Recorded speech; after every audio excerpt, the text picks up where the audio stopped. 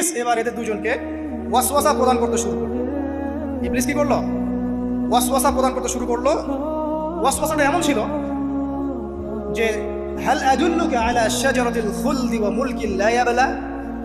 ইবলিস এসে আদম এবং হাওয়া আলাইহিস সালাম তাদেরকে উস্কে দিতে লাগলো যে আমি কি তোমাদেরকে এমন কোনো গাছের কথা বলবো যেই গাছের ফল খেলে তোমরা চিরস্থায়ী হয়ে যাবে, কখনো মরবে না, এবং এমন রাজত্ব পাবে যে রাজত্বের কোনো ক্ষয় নাই। ইবলিসের টোপটা কি দেখলেন? চিরস্থায়িত্বের টোপ এবং কিসের টোপ? রাজত্বের টোপ। এটা সূরা তহার মধ্যে আছে। অন্য সূরায় আছে যে আমি কি বলে দিব এমন গাছের কথা যেই গাছের ফল খেলে তোমরা ফেরেশতা হয়ে যাবে, কখনো মরবে না। তাহলে চিরস্থায়িত্বের টোপ এবং এই যে কিসের রাজত্বের এই যে টোপ, এই দুইটা হচ্ছে মানুষকে আল্লাহর পথ থেকে রিসিভ করার একটা মাধ্যম। কথা বুঝতে পারছেন? এই পৃথিবীতে যত মানুষ পথভ্রষ্ট হয়ে গেছে জন্য হয়েছে অনেকেই, আর অনেকে চিরস্থায়িত্বের জন্য হয়েছে। ফেরাউন নমরুদ চিরস্থায়িত্বের লোভে পড়ে পথভ্রষ্ট হয়নি? আর ওই সময় থেকে শুরু করে এখনকার বিশ্বে যারা ক্ষমতাধর, এরা কি ক্ষমতার দাপটে পথভ্রষ্ট হচ্ছে না? এই দুটো হচ্ছে মানুষকে পথভ্রষ্ট করার মাধ্যম। ইবলিস খুব ভালো করেই জানতো। এটা কথা বলি নাই, যখন আদম আলাইহিস সালামকে তৈরি করে রাখা হয়েছে, সৃষ্টি করে রাখা হয়েছে, ইবলিস এর চারপাশে রাউন্ড দিচ্ছিল, তাওয়াফ করছিল, তাওয়াফ। এবং মানব শরীরের এবং মানব মস্তিষ্কের, মননের দুর্বল পয়েন্টগুলো সে ফাইন্ড আউট করছিল। কারণ সে কিন্তু অনেক জ্ঞানী ছিল, সে কিন্তু প্রচণ্ড জ্ঞানী ছিল।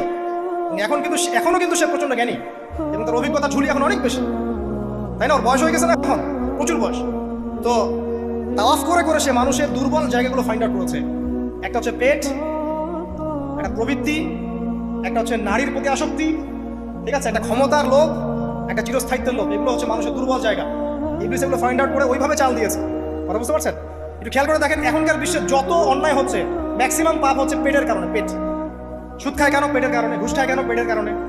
ইভেন যে এখন জেনা করছে ওদেরকে তখন যৌনকর্মী বলতে হয়, তাই না? সম্মান দিয়ে কথা বলতে হয়। তো যৌনকর্মী যারা, তারাও দেখবেন পেটের কারণেই করছে, পেটের কারণে। তারপর দেখবেন মানুষের সম্পদ আত্মসাৎ, ওই যে ছেলে মেয়ে বাল বাচ্চার জন্য। পেট মানে মূল জিনিসটা কি? পেট। এবং চিরস্থায়িত্ব, ক্ষমতার দাপট আর প্রবৃত্তির দাসত্ব, এগুলো হচ্ছে মানুষের সবচেয়ে দুর্বল পয়েন্ট। দেখবেন ম্যাক্সিমাম পাপ হচ্ছে মেয়েদের কারণে।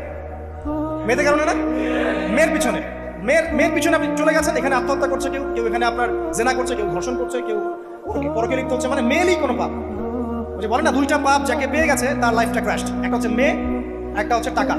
অর্থ সম্পদের লালসা যার মধ্যে পেয়ে বসেছে, এর জীবন শেষ। আর যার মেয়ের নেশা আছে, মেয়ের নেশা যার মধ্যে আছে, এর জীবন শেষ। একে আপনি হেদায়েতের পথে আনতে পারবেন না ইল্লা মাশাআল্লাহ।